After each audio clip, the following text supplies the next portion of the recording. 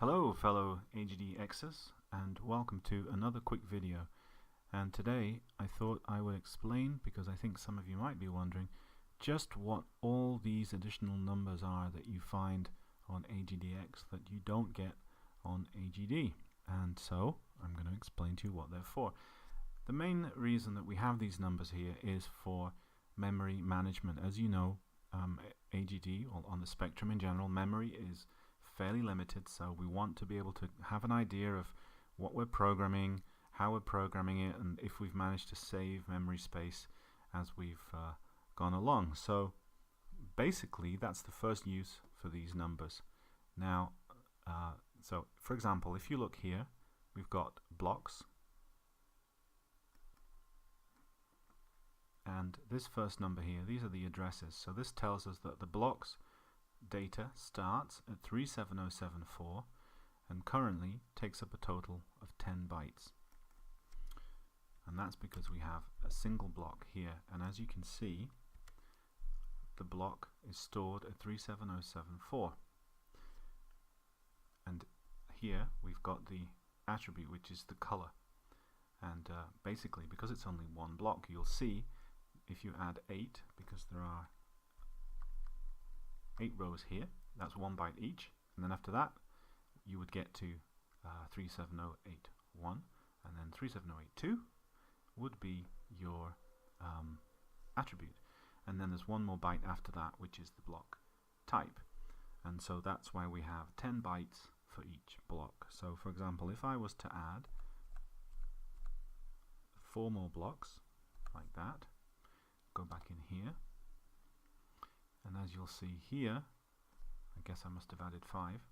So here you can see now that the blocks are still in the same place, but they now have 60 bytes of data.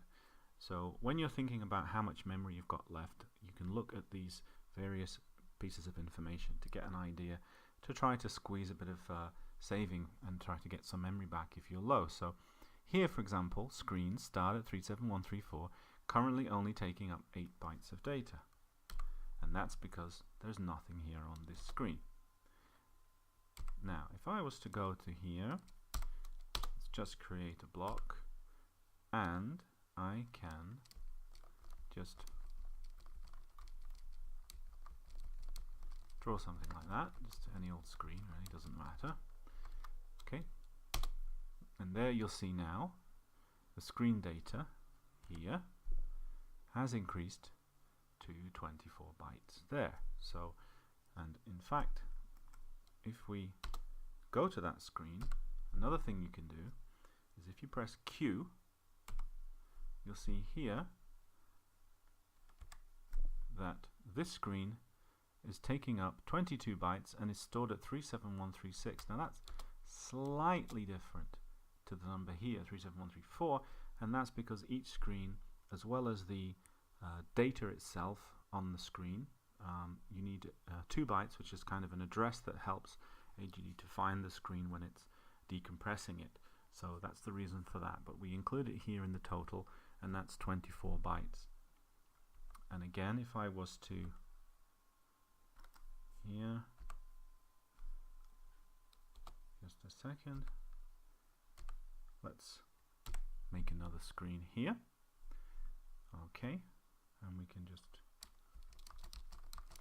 draw some data in there, and here we can see currently I'm using 9 bytes there for this particular screen, and now you can see the total has gone up here to 35 bytes. So that's 35 bytes now for the screens and 60 for the blocks, and basically this is what these numbers are telling you more or less. So here we've got events, and again, currently the total events is 31 bytes. And so when you add something to the code like this, sprite right like that, you'll see that now the code has gone up by a couple of bytes to take that into account. Sound effects, the same principle, they're stored here, and that's the memory space. And then we have a couple of values here which don't change. The addresses for these primarily used for moving from one version of AGD to another.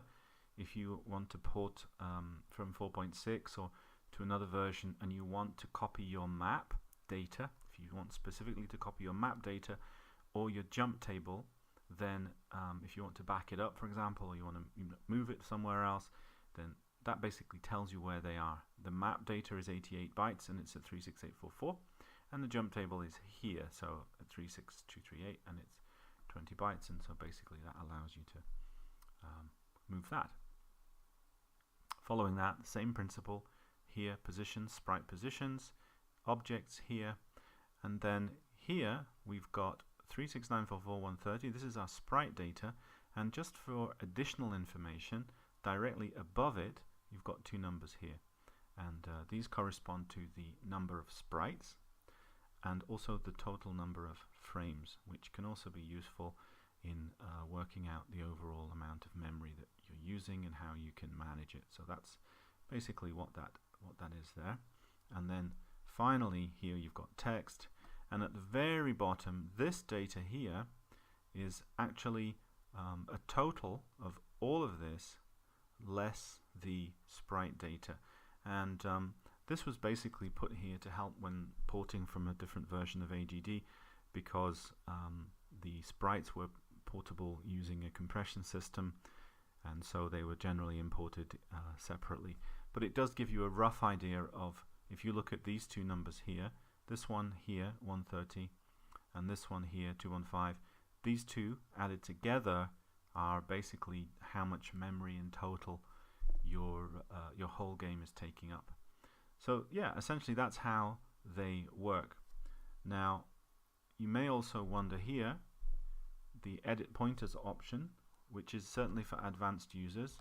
What does that do? Well, basically it allows you to adjust the memory layout, but of course it's very, very easy to kind of corrupt your game if you don't know what you're doing here.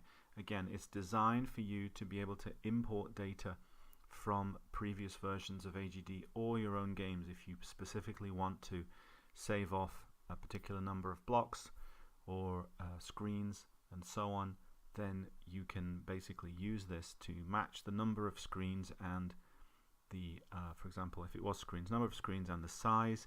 If you match them up, you'll be able to port data in, and that's the reason that it's used. It's for advanced users, people who've maybe got a lot of different games, different things that they want to import in. But essentially, that's the main thing that it's used for. One other thing that it's used for, you'll notice that the lowest number here, the lowest number of all of these is this one, which is the sprite and frame data, which is held at 36944, and this is a fixed number. This one doesn't change. So what you can do is you can basically use pointer adjustment to push the sprite data a little bit higher in memory. It will free up a certain amount of code, which you can then use for patches, for additional code, and so on. And the big advantage of using that area there is that it will be saved automatically as part of your game, so you don't need to add any other additional code to take into account anything that you've used. And of course you don't need to use the character set. So it's very useful for slightly longer pieces of code where you don't want to disrupt the character set, but you do want to have it as an integral part of your game, and that's the reason that that's there as well.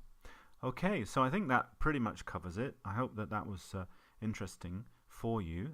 As I said, it's primarily there for information, just to help you with memory management, to get an idea of just how much your game is using up the memory in various areas. It can certainly be helpful then if you need to, claw back a few bytes. You can say, well, perhaps I can change a script, code it a little more efficiently. That might save me 40-50 bytes.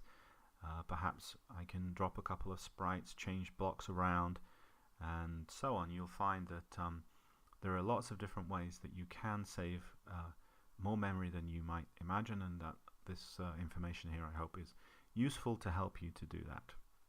Okay, so that's enough for today. I hope you found it useful, and keep enjoying AGDx, and as always, happy coding. Thanks a lot. Bye bye.